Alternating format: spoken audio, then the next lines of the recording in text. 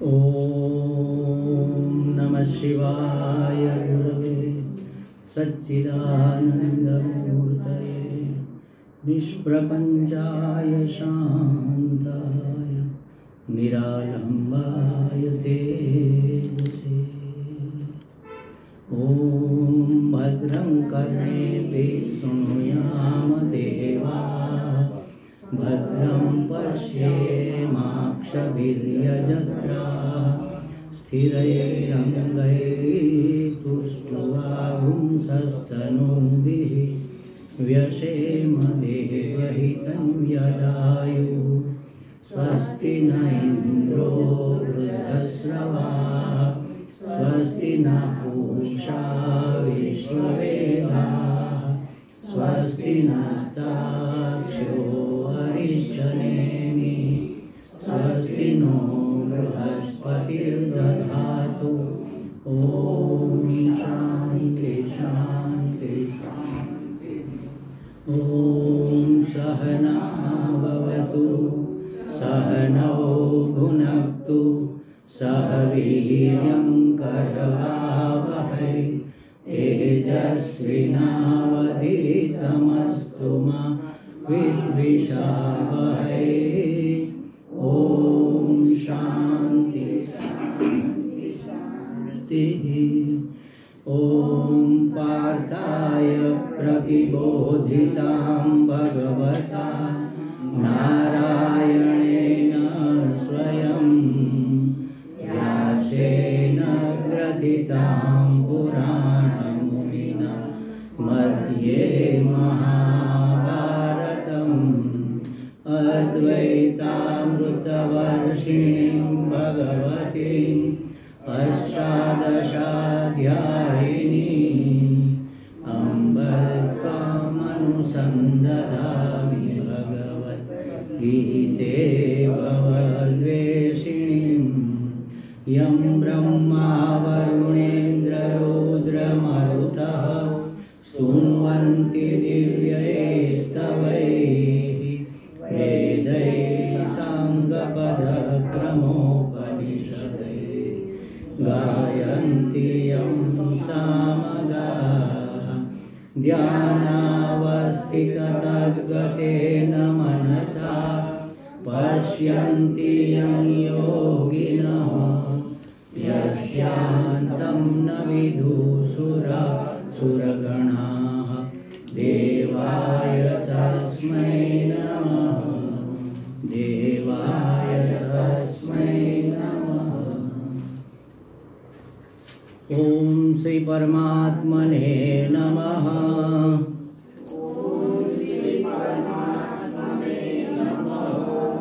श्रीमद्भगवद्गीता अथ प्रथमोऽध्यायः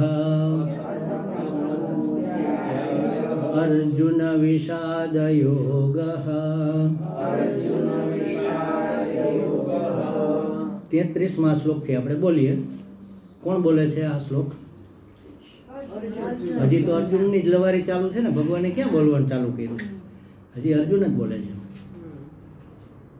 લવારી એટલા માટે કીધું કે આ બધા જ વચનો વ્યર્થ છે. એ આગળ આપણને ખ્યાલ આવશે કે આ જે અત્યારે આપણને બધું સાચું લાગશે. અને આજનો ક્લાસ થોડા જરા આમ ટટ્ટાર થઈને સાંભળજો, ઊંઘ ના આવવા દેતા. બહુ મહત્ત્વનો છે. મહત્ત્વની વાતો આજે બધી આવવાની છે. એટલે જોકે ઊંઘે વાતો આપણા મિત્રો આવ્યા નથી એટલે બહુ ચિંતા નથી. મોટે ભાગે ભાઈઓ આમ નિરાતવાળા હોય, એને ઊંઘ જાજી આવતી હોય. બહેનોની ચિંતા હોય ને થોડી ઘરની બધી, એટલે ભલે મન અહીંયા ન હોય, બીજે હોય, પણ ઊંઘ ન આવે. 33માં શ્લોકથી હું બોલાવું છું. આ બોલો. येषामर्थे काङ्क्षितिनो येषामर्थे काङ्क्षितं नो राज्यं भोगा सुखानि च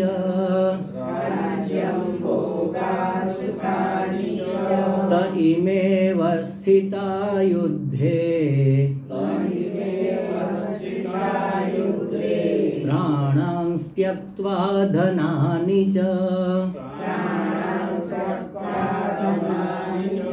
आचार्याः पितरः पौत्राः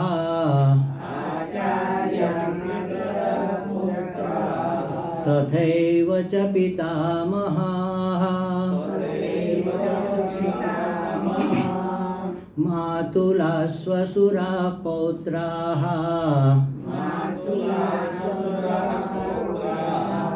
श्याला सम्बन्धिनस्तथा एतान्न हन्तुमिच्छामि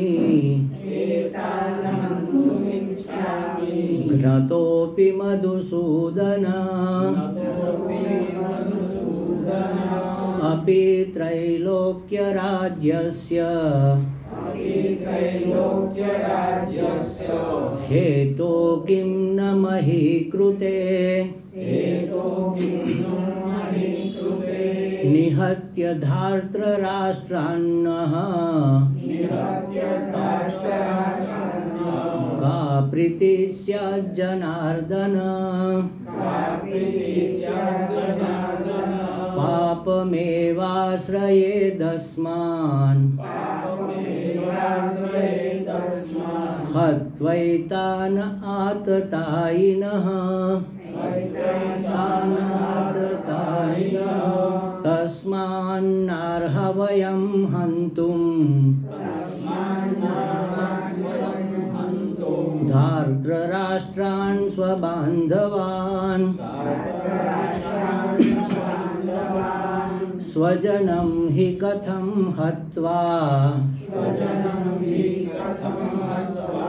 सुखिनः स्याम माधव।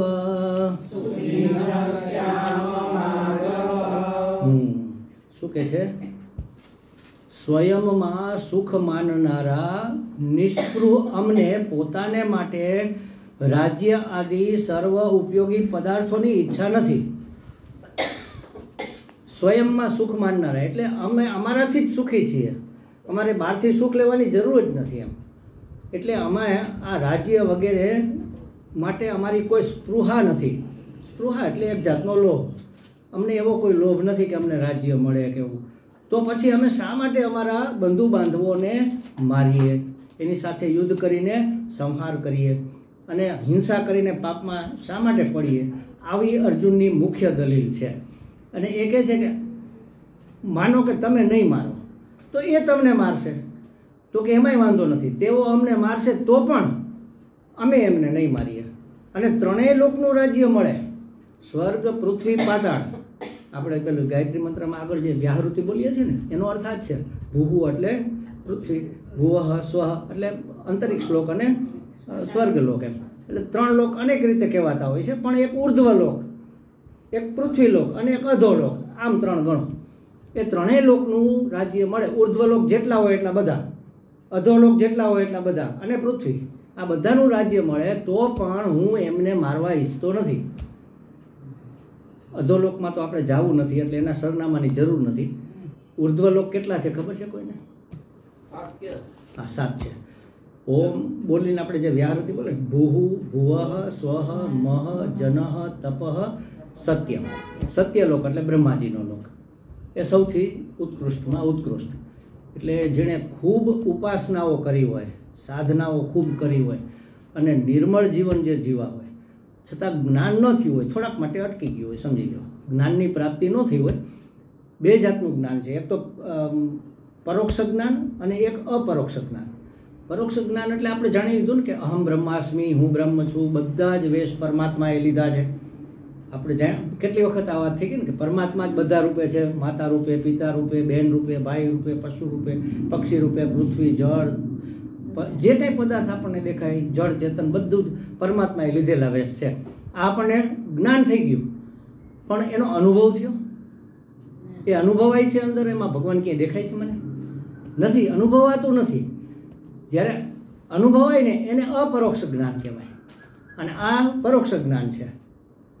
પ્રત્યક્ષ એટલે આપણી નજર સામે હોય, પરોક્ષ એટલે આપણાથી ક્યાંક દૂર હોય એનું જ્ઞાન હોય. હું અત્યારે ઋષિકેશના અમારા આશ્રમનું વર્ણન કરું તો આમણે જોયેલો એટલે એને નજર સામે આવી જાય. તમે જોયેલો નથી તો પણ તમને આમ કંઈક તો ચિત્ર આવે ને કે આવું હશે, આ ઝાડ છે, આવી વનસ્પતિ છે, આવો ગંગા કિનારો છે, સામે આટલો મોટો હિમાલય ઊભો છે, એટલો સ્વચ્છ અને શાંત એકદમ સરસ પવિત્ર જગ્યા છે.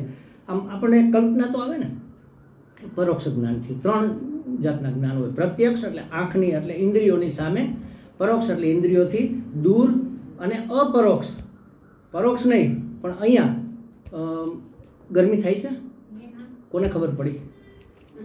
આપણને જે અનુભવાય છે ને એ અપરોક્ષ જ્ઞાન છે કે ગરમી થાય છે કે નથી થતી, તરસ લાગી છે કે નથી લાગી, આ અપરોક્ષ જ્ઞાન છે. પણ આ સાક્ષી ભાષ્ય છે, આ સાક્ષી જાણે છે. સાક્ષીને જાણીએ ત્યારે આ કોણ જાણે છે? હું જાણું છું એટલે કે આત્મા જાણે છે. હું એટલે આત્મા. આત્માને જાણીએ ત્યારે સાક્ષાત અપરોક્ષ, એને જ્ઞાન થયું કહેવાય. હવે માનો એટલાક માટે અટકી ગયું તો એની ગતિ શું થાય? એ બ્રહ્મલોકમાં જાય. બ્રહ્મલોકમાં એને બધી જ સગવડ મળે, બધા સુખ ભોગ બધું મળે. અને બ્રહ્માજી સાથે બ્રહ્માજી ઉપદેશ આપે. અત્યારે જેમ આપણે અહીંયા ઉપદેશ લઈએ છીએ પણ આ અંદર બેસતો નથી, પણ ત્યાં તો વાતાવરણ પવિત્ર હોય, વક્તા અત્યંત ઉત્કૃષ્ટ પરમેશથી પરમ સ્થાનને પામનારા, આટલા બધા પવિત્ર આત્મા જ્યારે વાત કરતા હોય એની અસર થાય ને આપણને. એટલે ત્યાંથી એ બ્રહ્માજીની સાથે એ મુક્ત થાય. એને તત્કાલ મુક્તિ થાય એને આપણે મોક્ષ કહીએ. અને પેલી ક્રમશઃ ક્રમ મુક્તિ એને કહેવાય છે. એ ક્રમ મુક્તિ થાય. અહીંથી બ્રહ્માજી પાસે જાય ને પછી ત્યાં ઉપદેશ લઈને પછી ત્યાંથી મુક્ત થાય. આ 7 લોક છે આપણા: ભૂહુ, ભુવઃ, સ્વઃ, મહ, જનઃ, તપઃ અને સત્યમ. સત્યલોક એટલે બ્રહ્માજીનો લોક. એટલે ઉર્ધ્વ લોક મળે, અધોલોક તો જોતા નથી પણ માનો કે એ મળે, એનું રાજ્ય મને મળે, હું કોઈ પ્રતિનિધિ મોકલી દઈશ, હું નહીં જાઉં. અને અહીંનું મળે માની લો તો પણ હું અમારા સંબંધીઓને મારવા ઈચ્છતો નથી. આથી વિશેષ બીજું શું જોઈએ કયો? એક તો અમારે સુખ બહારથી જોતું નથી, સુખના અમે આકાંક્ષી નથી, સ્વયંનું સુખ ઈચ્છનારા અમે બહારનું સુખ ઈચ્છતા નથી, એટલે અમારે યુદ્ધ નથી કરવું. એના કારણો જુઓ કેટલા સબળ છે. એમ આપણને લાગે કે ના વાત તો સાચી છે, અર્જુન ખોટો નથી. એમ આપણને લાગે ને ખોટો નથી, પણ એને ખબર નથી કે હું ખોટો છું કે નહીં. એમ ભગવાન બતાવશે જો અહીંયા તારી ભૂલ છે. અજ્ઞાન હોય ને ત્યારે ભ્રમમાં આપણને બધું સાચું લાગે, સ્વપ્નમાં આપણને કંઈ ખોટું લાગે છે. સ્વપ્નું આવે ત્યારે માની લો કે આપણે પાછળથી આમ અહીંયા આનું જ સપનું આવે કે આપણે બધા બેઠા છીએ, સ્વામીજી ક્લાસ લે છે, આપણે બધા સાંભળીએ છીએ અને સરસ મજાની બ્રહ્મલોકની બધી વાતો કરે છે. હવે આવડો મોટો હોલ, આવડો મોટો આપણો આ પાર્ટી પ્લોટ, આવડી મોટી સોસાયટી ક્યાં સમાય નિદ્રાની અંદર? આપણા મનની અંદર આવે. મન અને એમાં સ્વપ્ન ક્યાં આવે તમને ખ્યાલ છે? આપણા શરીરમાં એક હિતા નામની નાડી છે. એ અહીંથી આમ આવું તો કરાય ને, પણ અહીંથી માનો કંઈક સળીઓ આરપાર કરીએ પછી અહીંથી એક આરપાર કરીએ, બધે બે ક્યાં આમ ક્રોસ થાય ત્યાં. એટલે ગળા અને ગરદનની વચ્ચે એક હિતા નાડી જાય છે. એ નાડી કેટલી જાડી છે?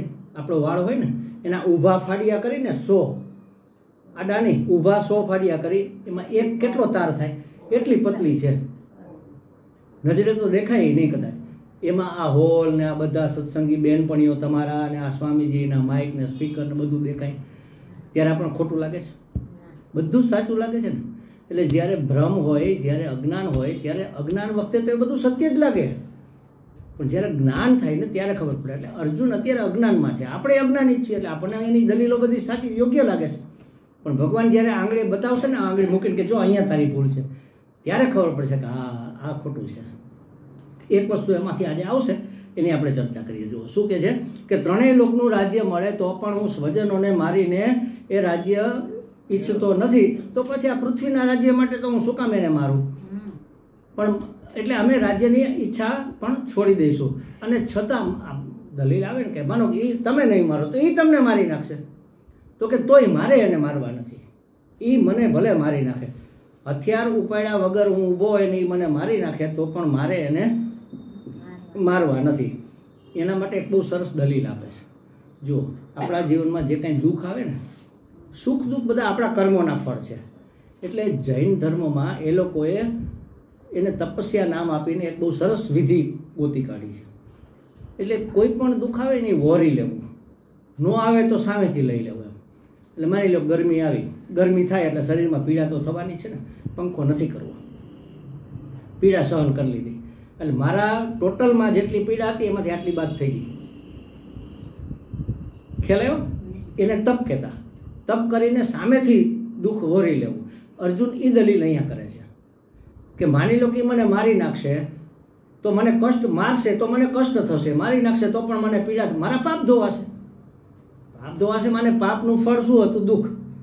તો આ દુઃખ મારું ધોવાઈ ગયું ને. ઉલટાના એ તો અમને પવિત્ર કરે છે. હું એને નહીં મારું અને એ મને મારશે તો પણ અમારા માટે તો ઉપકારી જ છે, હિત જ છે. સમજી લો, ન મારવામાં કોઈ જાતનું અહિત નથી. આમાં કંઈ ખોટું લાગે છે આપણને? ખ્યાલ આવ્યો? છતાંય સમજણ કેટલી ફેર છે એ પછી ભગવાન એને જ્યારે કહેશે ને ત્યારે આપણને ખ્યાલ આવશે.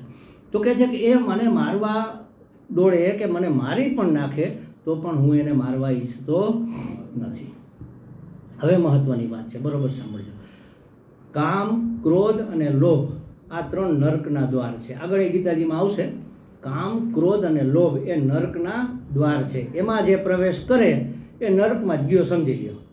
આપણને નર્કની પ્રાપ્તિ થવામાં આપણી કામના કારણભૂત હોય, કાં આપણો ક્રોધ કારણભૂત હોય, કાં આપણો લોભ કારણભૂત હોય, કાં ત્રણેય કારણભૂત હોય. આપણામાં તો ત્રણેય ભૈરા પડ્યા છે. ભરચક જથ્થાબંધના વેપારી આપણે તો. કામના એટલે ઈચ્છા, કોઈ પણ જાતની ઈચ્છા, સુખ ભોગની ઈચ્છા. સુખ મારે જોઈએ છે, એના માટે હું કંઈક પ્રવૃત્તિ કરું, માની લો, અને એ પ્રવૃત્તિમાં હું સફળ થાવ અને એ હું પ્રાપ્ત કરી શકું તો શું થાય? વધારે વધારે પ્રાપ્ત કરવાની ઈચ્છા થાય કે નહીં? કે હા, મજા આવી ગયો, હજી આપણે લઈએ. એને કહેવાય લોભ. ખ્યાલ આવ્યો? વધુ ને વધુ ઈચ્છીએ, એક વખત પ્રાપ્ત થયા પછી પણ વધુ ને વધુ ઈચ્છીએ અને જે આપણી પાસે છે એને છોડીએ નહીં, એને કહેવાય લોભ. અને એ પ્રાપ્ત કરવામાં કંઈ વિઘ્ન આવે અને મને લાગે કે વિઘ્ન ભટજીએ ઊભું કર્યું તો મને એના ઉપર પ્રેમ આવે કે ગુસ્સો આવે? એને કહેવાય ક્રોધ. મારા ઈષ્ટની પ્રાપ્તિમાં વિઘ્ન કરનાર માટે મને જે લાગણી જન્મે એનું નામ ક્રોધ. અચ્છા, બીજી કોઈ રીતે ક્રોધ આવે ખરો? 2 રીતે આવે. જો, એક તો મારું ઈષ્ટ એટલે મારી ઈચ્છા હતી એ, મારા ઈષ્ટની પ્રાપ્તિમાં વિઘ્ન આવે તો વિઘ્નના નિમિત્ત તરીકે હું જેને જોઉં ને એના ઉપર મને ક્રોધ આવે. બીજું, અનિષ્ટની મને પ્રાપ્તિ થતી હોય એનું હું નિવારણ ન કરી શકું તો એના ઉપર મને ક્રોધ આવે. અને કોઈ અનિષ્ટ આવવાનું હોય, સમજી લો, માની લો કે કોઈ કંઈક એવી ઘટના બને અને કોઈક આપણું નામ દઈ દે કે ભાઈ એમને પકડવાનો વાંધો નહીં, ત્યારે આપણે એના પર ગુસ્સો આવે કે નહીં? એને નહોતું કરવું તો કાંઈ નહીં, મને શું કામ ઘેવડાને માર્ગે ચડાવ્યા? થાય ને આવું? ખ્યાલ આવ્યો? એટલે ઈષ્ટની પ્રાપ્તિમાં અવરોધરૂપ થાય અથવા અનિષ્ટની નિવૃત્તિમાં અવરોધરૂપ થાય કે મારે એમાં નહોતું પડવું પણ આ અવરોધરૂપ થયા, આણે મને નાખ્યો એમાં. એટલે આપણને અંદર એના માટે ક્રોધ આવે. કદાચ આપણે જાહેર કરીએ, ન કરીએ તો અંદરથી એવી લાગણી તો જન્મે જ. એટલે ઈષ્ટની પ્રાપ્તિ થાય તો આપણને ખુશી થાય અને વધુ ને વધુ મેળવવાની ઈચ્છા થાય, એનું નામ લોભ. અને જો ઈષ્ટની પ્રાપ્તિ ન થાય તો એના માટે જે નિમિત્ત હોય, એના માટે જે જન્મે એનું નામ ક્રોધ. અને અનિષ્ટના નિવારણમાં પણ જે નિમિત્ત બને, ન નિવારણ કરવા દે, એના માટે પણ મને ક્રોધ જન્મે. હવે અહીંયા અર્જુન કહે છે, જુઓ, આ યુદ્ધમાં પણ આ 2 પ્રકારની જ પ્રવૃત્તિ કામ કરે છે કે અનિષ્ટની નિવૃત્તિ માટે ક્રોધ અને ઈષ્ટની પ્રાપ્તિ માટે લોભ. કોને છે? સામેવાળાને. એ લોકોને ગુસ્સે ભરાણા છે અમારા ઉપર, કારણ કે એને રાજ્ય જોઈએ છે, અમે આપવા તૈયાર નથી થયા, એટલે એને અમારા ઉપર ક્રોધ થયો છે. એને શું કામ રાજ્ય જોઈએ છે? એને લોભ જાગ્યો છે એટલા માટે. ખ્યાલ આવ્યો? અને એની ઈચ્છા છે રાજ્ય જાળવી રાખવાની, એ એની કામના. તો કામે છે, લોભે છે અને ક્રોધે છે. આ 3 વસ્તુ એ લોકોમાં છે, અમારામાં નથી. અમારે એ કાંઈ જોતું નથી, તો અમે શું કામે યુદ્ધ કરીએ? ખ્યાલ? એટલે એ કહે છે કે જો યુદ્ધમાં પણ મનુષ્યની આ 2 પ્રકારની પ્રવૃત્તિઓ હોય છે. અનિષ્ટની નિવૃત્તિ માટે ક્રોધ અને ઇષ્ટની પ્રાપ્તિ માટે લોભ હોય છે. અર્જુન અહીં આ બંનેનો નિષેધ કરે છે કે આ 2માંથી એકેય વસ્તુ અમારામાં નથી. અને કહે છે કે અમારામાં આ બધા કુટુંબીજનોના અનિષ્ટ માટે કોઈ ક્રોધ નથી, તો અમે એને શું કામ મારીએ? અમને રાજ્યનો લોભ નથી. પૃથ્વીનો તો શું, 3 લોકના રાજ્યનો લોભ નથી, તો અમે શું કામ મારીએ? અને અમારે બહારથી સુખ પ્રાપ્ત કરવાની કામના નથી, તો અમે એને શું કામ મારીએ? કામ, ક્રોધ, લોભ હાથે કરીને આ નરકના દરવાજામાં મારે શું કામ પ્રવેશવું જોઈએ ભાઈ? એટલે મારે યુદ્ધ કરવું નથી. જો કેવી દલીલો આપે છે. આપણા જીવનમાં આ બધી જ વસ્તુ આ જ રીતે આવતી હોય છે. આપણને કંઈ પ્રાપ્ત કરવાની ઈચ્છા થાય, શેના માટે પ્રાપ્ત કરીએ? આ સંસારમાં પહેલે જ દિવસે મેં કીધું પણ ત્યારે કદાચ તમારા ધ્યાનમાં નહીં આવ્યું હોય આપણી તમામ પ્રવૃત્તિ પાછળનું એક મહત્ત્વનું પરિબળ હોય, મહત્ત્વનું ફેક્ટર હોય તો શું છે? આપણે શેના માટે આમથી આમ ને આમથી આમ લોકો દોડે છે? શેના માટે દોડે છે? સુખ પ્રાપ્તિ માટે. અહીંયા તમે આવો છો સુખ પ્રાપ્તિ માટે જ આવો છો, સમજી લેજો કે ભાઈ અહીંયા આવશું કંઈક મન શાંત થશે, કંઈક આપણને જ્ઞાન થશે, કંઈક ભગવાન તરફ આપણી વૃત્તિ થશે, એટલા માટે. પણ આવતા હોય ને રસ્તામાં બહાર મળી જાય ને એમ કે ભાઈ આજે જશોમાં આવો. કેમ? આજે તો મહા મુશ્કેલી છે, આજે દુઃખ થવાનું છે ભયંકર, આજે સ્વામીજી વારો કાઢવાના છે બધાનો, તો આપણે કાંઈ જવું નથી, આપણે ક્યાં ગગો કુંવારો રહે છે, આમ કરીને આપણે પાછા વળી જઈએ. ખબર પડે કે આ પ્રવૃત્તિમાં દુઃખ થવાનું છે, કોઈ ન કરે. તમામ પ્રવૃત્તિઓ, મારી તમામ પ્રવૃત્તિઓ સુખ માટે છે. અરે હું છીંક ખાઉં ને એ સુખ માટે, આમાં હળવળ થતું એટલે હું છીંક ખાઉં, નહીંતર છીંક શું કામ ખાવું? ઉધરસે શું કામ ખાવું? માણસ ઊંઘે શું કામે? સુખ માટે. કે સૂઈ જવાથી બધી ચિંતા મટી જાય. માથે ટેન્શન છે, કરજ છે, દીકરાના લગ્ન, દીકરીની હગાઈ, જે કાંઈ કરવાનું બધું મૂકો માથાકોટ ને તાન દુપટ્ટા સો જાઓ, બધા દુઃખનું નિવારણ. એટલે તમામ પ્રવૃત્તિઓ મારી સુખ માટે છે. અને સુખની ઈચ્છા એ ક્યાંથી મારે જોઈએ છે? સુખ બહારથી જોઈએ છે ને, વિષયોમાંથી, સંસારના વ્યક્તિ, વસ્તુ, પદાર્થમાંથી સુખ પ્રાપ્ત કરવાની ઈચ્છા હોય એને કામના કહેવાય. અંદરથી સુખ પ્રાપ્ત કરવાની ઈચ્છા હોય એને કામના એટલા માટે ન કહેવાય. માનો કે મારા આ ખિસ્સામાં છે નહીં અત્યારે પૈસા હોય અને હું સ્કૂટર ઉપર બેસીને જતો એમ લાગે પવનમાં નીકળી જાય, ઉડી જશે, આમાંથી લઈને આમાં મૂકી દઉં તો મેં ચોરી કરી કહેવાય? મારી જ વસ્તુમાં એક ખિસ્સામાંથી બીજા ખિસ્સામાં એ કંઈ ચોરી કરી કહેવાય નહીં, બહારથી આવ્યું નથી. અંદરથી જો મને સુખ પ્રાપ્ત થાય તો એને કામના ન કહેવાય. જેમ આ ચોરી ન કહેવાય એમ મને મારું પોતાનામાંથી જો સુખ પ્રાપ્ત થાય તો એને કામના ન કહેવાય. એટલે કે છે કે ઈશ્વરને પ્રાપ્ત કરવાની ઈચ્છા એ કામના નથી, મોક્ષ પ્રાપ્ત કરવાની ઈચ્છા કામના નથી. કારણ કે હું મુક્ત છું જ, ભૂલથી માની લીધું છે કે હું તો બંધનમાં છું. સુખ તો મારું સ્વરૂપ છે, નિત્ય શુદ્ધ, નિત્ય બુદ્ધ, નિત્ય મુક્ત એવો હું આત્મ સ્વરૂપ છું. એને બદલે મેં મને આ દેહાદી સંગાત માની લીધો. એક મહાત્મા, બહુ નામ સારું કંઈક આવ્યા હશે, માનો કે આપણે બગીચો છે એમાં કોઈ મહાત્મા આવીને ઉતરે અને ખબર પડી બહુ સારા મહાત્મા છે. અમારે ભટ્ટજી ગયા ત્યાં જઈને કે મહારાજ તમે ભગવાનને મળ્યા છો ક્યારે? તો કે હા હું દરરોજ મળું છું. તો કે તમે મને મુલાકાત કરાવી શકો ખરા? હા જરૂર કરાવું, કેમ નહીં. એટલે તમારા જેવા સજ્જન માણસ હોય તો ભગવાનને મુલાકાત શું કામ ન કરાવું?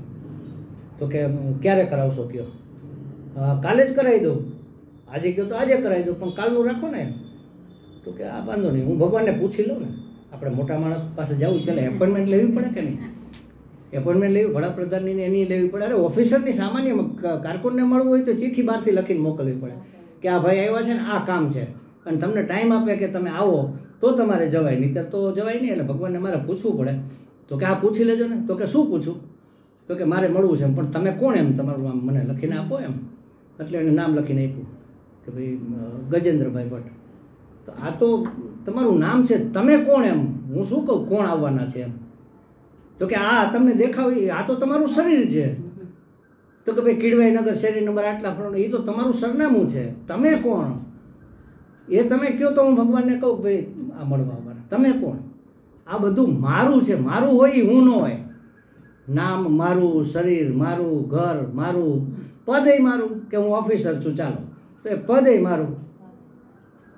મારી એક ક્રેડિટ હોય કે આ બહુ ધનવાન છે અથવા બહુ સજ્જન માણસ છે, એ પણ તમારી છાપ જ છે ને, તમે નથી. સજ્જન પણ તમારી એક ઇમેજ છે, તમારી એક છાપ છે, તમે નથી. તમે કોણ એ કયો તો ભગવાનને પૂછી લો. પહેલાં એ તમે શોધીને આવો, પછી તમારે મળવાની જરૂર નહીં પડે. કારણ કે તમે જાણી જાઓ કે તમે કોણ તો ખબર પડે. એટલે હું જ અહમ બ્રહ્માસ્મિ, બ્રહ્મ તો હું જ છું. મારામાં ને બ્રહ્મમાં કોઈ ફેર જ નથી ને. એક તણખો હોય ને, આપણે હમણાં હોળી આવશે ને એટલે લાકડા મોટો ભડકો થાય, એને આપણે આગ કહીએ, પણ એમાંથી તણખા ઉઠતા હોય એને આપણે આગ નથી કહેતા. શું કામ નથી કહેતા? આપણી સમજણ ફેર છે. આગનું લક્ષણ શું? આગ કેને કહેવાય? જેમાં પ્રકાશત્વ હોય અને જેમાં દાહકત્વ હોય. દાહકત્વ એટલે દજાડે કે ગરમી લાગે, એને આગ કહેવાય. આમાં એટલી જ છે ને, તણખામાં દાહકત્વ પણ છે અને પ્રકાશકત્વ છે. એને સૂકા ઘાસના પૂરામાં મૂકો એ તણખાને, તરત મોટું રૂપ ધારણ કરી લે. પણ આ આગ તો આવી રીતના આમ આમ આમ છે આમ, અથવા લંબગોળ છે દીવાની હોય તો, અને આ તણખો તો આમ લંબચોરસ છે. એ લંબચોરસ એ તણખો આગ નથી, એ આગની ઉપાધિ. જે પેલી કરચ ખરી ને, લાકડાની કરચ, જેવા લાકડા હોય, કોલસો જેવો હોય એવા આકારનો આપણને આગ દેખાય. લાંબો કોલસો હોય તો લાંબી આગ દેખાય, ને ગોળ કોલસો હોય તો બદામ કોલસો હોય તો બદામ જેવી દેખાય. તો એ તો ઉપાધિનો ધર્મ છે ને. મને દેખાય કે આ તો લલિતભાઈ છે. હવે લલિતભાઈ તો એની ઉપાધિ છે. આ શરીર છે કે આટલા ઊંચા, આટલા જાડા, આટલા વાળ સફેદ, આટલા ઉંમરના, એ તો ઉપાધિ છે ને. તમે કોણ એ જો તમે ઓળખી જાઓ તો ખ્યાલ આવે કે હમ બ્રહ્માસ્મિ, લે હું તો બ્રહ્મ છું, હું પોતે જ આ બધા રૂપે હું જ વ્યાપ્ત છું. તો હવે કેની પાસેથી શું લઈ લેવાનું? આ ખિસ્સામાંથી આ ખિસ્સામાં મૂકવાથી શું તકલીફ પડે? કોઈ કામના જ ન રહે ને. તમામ કામનાઓનો અંત આવી જાય. આ જ્ઞાન છે. એ જ્ઞાન ન હોય ત્યાં સુધી મને બહારના વ્યક્તિ, વસ્તુ, પદાર્થ, વિષયોમાંથી સુખ લેવાની ઈચ્છા થાય. અને એ આપણા કામ, ક્રોધ અને લોભના મૂળમાં રહેલા છે. બહારથી સંસારમાંથી જ્યારે તમે સુખ લેવાનો પ્રયત્ન કરો ત્યારે હંમેશા કામ, ક્રોધને વશ થઈને જ આપણે કરવાના હોય. કામના તો હોય જ. હવે એમાં કોઈ આડું આવે તો એના ઉપર ગુસ્સો થાય, અને કોઈ આડું ન આવે ને પ્રાપ્ત થઈ જાય તો વધુ ને વધુ લોભ જાગે. એટલે આ કામ છે ને, આ એના સંતાનો છે. એ બધું આને હું માનવાથી થાય છે. આ શરીરને હું માની લીધું ને એટલે આ બધી જ વસ્તુઓ જાગે છે. એમાં એક અમારે એક મહાત્મા હતા હરિદ્વારમાં, ભોલે બાબા કરીને. અત્યારે તો નથી, ઘણા સમય પહેલાં એનું શરીર છૂટી ગયું. એણે છંદાવલી લખી, છંદ લખ્યા છે બધા, આપણા શાસ્ત્રના આધારે બધા. ગીતાજી ઉપર છંદ ઘણા બધા લખ્યા, ઉપનિષદો ઉપર લખ્યા. એણે એક બહુ સરસ છંદ લખ્યો, इस देह को मैं मानना सबसे बड़ा यह पाप है. આપણે એમ કે કંઈક દુઃખ આવે કહે ને કે અરે ભગવાન, મેં એવા તે શું પાપ કર્યા હતા કે મારે આ ભોગવવાનું આવે. તો કહે છે કે ઇસ દેહ કો મેં માનના સબસે બડા યહ પાપ હે. આ દેહને હું માનીએ એ સૌથી મોટું પાપ છે. તો આ તો બધાએ કર્યું જ છે ને. આ પાપ જો નિવૃત્ત થઈ જાય ને તો કોઈ દુઃખ જ દુઃખ ન લાગે આપણને. દુઃખ આવીને આમ જતું રહે. જેમાં રોડ ઉપરથી વાહન આમથી આવે ને આમ જતું રહે ને, એમ દુઃખ આવીને આમ આટો મારીને જતું રહે. આપણે ત્યાં ઉતારો ન કરે. इस देह को मैं मानना सबसे बड़ा यह पाप है. सब पाप इसके पुत्र है. ये सब पापों का बाप है. વિચાર કરો, આ દેહને હું માનીએ ને એ સૌથી મોટા, બાકી બધા જ એના દીકરાઓ એમાંથી પેદા થયેલા બધા પાપ. આ શરીરને હું માનું એટલે આના રક્ષણ માટે હું કામ, ક્રોધ, લોભ, મોહ, મદ, માત્સર્ય, દંભ બધું કરું. કોઈની ઈર્ષા કરું, કોઈને છેતરવાનું કરું, કોઈને મેળવી લેવાનું કરું, ઉદારતા કરું ને તો આના માટે જ કરું. સમજી લો કે આજે હું તમને કામ આવ્યો તો કાલ તમે મને કામ આવો ને. ખ્યાલ આવ્યો? આ દેહને હું માનીએ ને એ જ સૌથી મોટું પાપ છે. આ દેહ હું નથી, આ દેહનો ધારણ કરનાર હું છું. આ દેહનો વેશ પહેરનાર એ હું છું. મેં ઉદાહરણ આપ્યું હતું ને, આ સૌથી સહેલો રસ્તો કે હું બોલું છું, તમને સંભળાય છે, તમે કહો હા સંભળાય છે, તો જે સાંભળે છે ને એ જ તમે નથી, એ તમારો કાન છે. પણ એ સંભળાય છે એવું જે જાણે છે એ તમે છો. ખ્યાલ આવ્યો કે આ મને સંભળાય છે, એ મને ખ્યાલ આવે છે.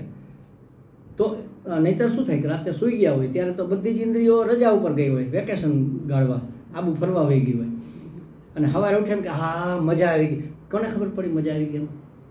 ત્યારે શું વિષય હતો ત્યાં? મસાલાવાળી ચા હતી તો એ કેમ મજા આવી ગઈ? ત્યારે કાંઈ હતું, કશું જ સ્વપ્નું નહોતું ને. તો અને કોને ખબર પડી કે મજા આવી ગઈ? તમે હતા તો તમને ખબર પડી ને. જાગ્યા પછી ત્યારે તમારી પાસે વાણી નહોતી, એ પણ વિરામ લઈ ગઈ હતી. તમારી પાસે ચક્ષુ નહોતા, એ પણ કાંઈ જોતા નહોતા, કાન નહોતા, કાંઈ સાંભળતા નહોતા, કોઈ ઇન્દ્રિય નહોતી. જાગ્યા પછી ખ્યાલ આવે કરે મજા, સુખેથી સૂતો, મને ખૂબ મજા આવે. કાંઈ ખબર નહોતી, ઢોલ વાગતા મને કાંઈ ખબર નહોતી. ખબર નહોતી તો આ સુખેથી સૂતો એ કેને ખબર પડી? એ જે જાણે છે એ તમે છો, એ હું છું. એને હું માનવાને બદલે એણે પહેરેલા વેશને હું માની લીધો. અમિતાભ બચ્ચન ભિખારીનો વેશ ભજવતો હોય અને અચાનક માથે કંઈક લાકડું પડે ને મગજ ફરી જાય અને પછી જુએ કે આ તો હું ભિખારી છું, પોતાને ભિખારી માનવા માંડે તો શું દશા થાય? વેશ ભિખારીનો છે, પોતે થોડો ભિખારી, એ તો અબજોપતિ છે. અને આ એક રોલ ભજવ થાય પાછી બીજા 50 કરોડ વધારાના આવશે એને. તો આપણે આપણી આ જ દશા થઈ છે. આપણે ભીખ માગીએ છીએ, વિષયો પાસે સુખની ભીખ માગીએ છીએ. હે ચા તું મને સુખી કર, હે રસગુલ્લા તું મને સુખી કર, હે લાડુ તું મને સુખી કર, હે લલિતભાઈ તમે મને માન આપો જેથી મને સુખ થાય.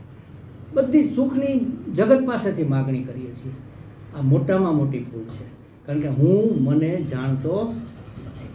3 વસ્તુ જાણવા જેવી છે આ જગતમાં. જીવ એટલે કે જેને હું જીવ કહું છું, જીવ, જગત અને જગદીશ. 3માંથી ગમે એકને જાણી લેશો ને એટલે 3 જણાઈ જશે. કારણ કે 3 એક જ છે. અલગ અલગ જગ્યાએથી અલગ અલગ દેખાય. આ માઇક મને અહીંથી જેવું દેખાય છે એવું તમને અહીંયાથી નહીં દેખાય. તમને ઊંધું દેખાતું હશે, આ બાને આડું દેખાતું હશે. અલગ અલગ દ્રષ્ટિ હોય ને, ટ્રાયેંગલ ત્રિકોણ હોય તો સામેથી જુદો દેખાય, પાછળથી જુદો દેખાય, પડખામાંથી જુદું દેખાય. તો એ દ્રષ્ટિભ્રમ છે. એટલે તમે જીવને જાણો, જગતને જાણો કે જગદીશને જાણો, 3 એક જ છે. આ બાજુથી જોઈએ તો જીવ લાગે, આ બાજુથી જોઈએ તો જગત લાગે, આ બાજુથી જોઈએ તો જગદીશ લાગે. આમ આપણે જોઈએ ને ભગવાન ક્યાંક ઉપર બેઠો, ઉપર નથી બેઠો. આમ ઉપર એટલે ઉત્કૃષ્ટ સ્થિતિમાં, આપણા કરતાં એની સ્થિતિ ઉત્કૃષ્ટ છે એટલે ઉપર. એ અર્થમાં ઉપર કે ઉપર એટલે ખરેખર ઉપર નહીં. માનો 3 માળની આપણે અહીંયા પહેલાં બહુમાળીમાં ઓફિસો હજી બેસે છે, બહુમાળીમાં બેસે છે ને. હવે માની લો કે 2 માળની ઓફિસ હોય, આરટીઓની કે કોઈ પણ, એટલે આપણે ઉપરના માળે જવાનું છે, કોઈ ક્લાર્કનું કામ છે, 3જા માળે, 2જા ને 3જા માળે એની ઓફિસો છે, સમજી લો. પહેલા માળે કોઈક બીજા છે, 3જા માળે ગયા આરટીઓમાંથી, પછી આપણે ક્લાર્કને મળ્યા કે ભાઈ આ મારું કામ કરી દો. તો કે આ મારું કામ નહીં, ઉપર જાઓ તમે, ઉપરવાળા સાહેબ પાસે જાઓ. સાહેબ તો નીચે છે, ઓફિસર નીચેના માળે બેઠા છે, છતાંય બોલે શું કે મારું કામ કરો છો કે હું ઉપર જાઉં? તમારે તમારા ઉપરીને કહેવું પડશે. તો ઉપરી આમ તો છે ખરેખર નીચે. તો ઉપરનો અર્થ આમ ઉપર એમ નથી. ઉપર એટલે એનાથી ઉત્કૃષ્ટ, એનાથી શ્રેષ્ઠ, એ અર્થમાં. એટલે જીવ અહીંયા આપણે જાણી લઈએ તો જીવ, અહીંયા જાણીએ તો જગત, અને આ બધાથી એક ઉત્કૃષ્ટ ક્ષર, અક્ષર અને પુરુષોત્તમ આવશે. આમાં આપણે આગળ ભણશું ને ત્યારે આવશે. ગીતાજી તો ગીતાજી છે, એટલું બધું સરસ. આની અંદર બધી વસ્તુઓ આપણને પ્રાપ્ત થવાની છે કે તમે કલ્પના જ નહીં કરી હોય ક્યારેય. હું તો જેટલી વખત વાંચું છું ને એટલી વખત એટલો અહોભાવ થાય છે કે ભગવાન બીજું કાંઈ તે નથી આપ્યું, પણ ગીતાજી આપી દીધા ને મારા ઉપર અનંત કૃપા થઈ ગઈ. મેં ઘણી વખત કીધું છે, માનો ભગવાન એમ કે ભાઈ હવે પ્રલય થવાનો છે, બધું જ નષ્ટ થઈ જવાનું છે, તમારું તમામ સાહિત્ય ભટજી, શું એક વસ્તુ તમારે જોઈએ છે? બોલો, એક રાખો. તો હું કહું ગીતાજી રાખો, બાકી બધું લઈ લો. આમાં છે તો આ બધા શાસ્ત્રોનો સાર આની અંદર આવી ગયો છે.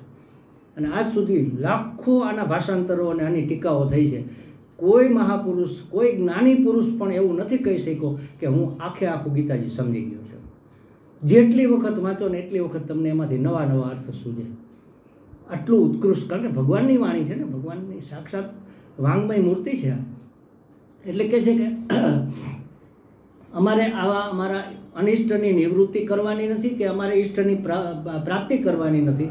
એટલે અમને ક્રોધ નથી, લોભ નથી, લાલચ નથી, કામના નથી. અમારે નરકના દ્વારમાં પ્રવેશ શું કામે કરવો? અને એ લોકો નથી સમજતા, તો કરે છે તો એની ઈચ્છા. પણ એનાથી જો અમે હણાશું તો પણ અમારા પાપ કપાશે. એટલે અમારે એને મારવાની ઈચ્છા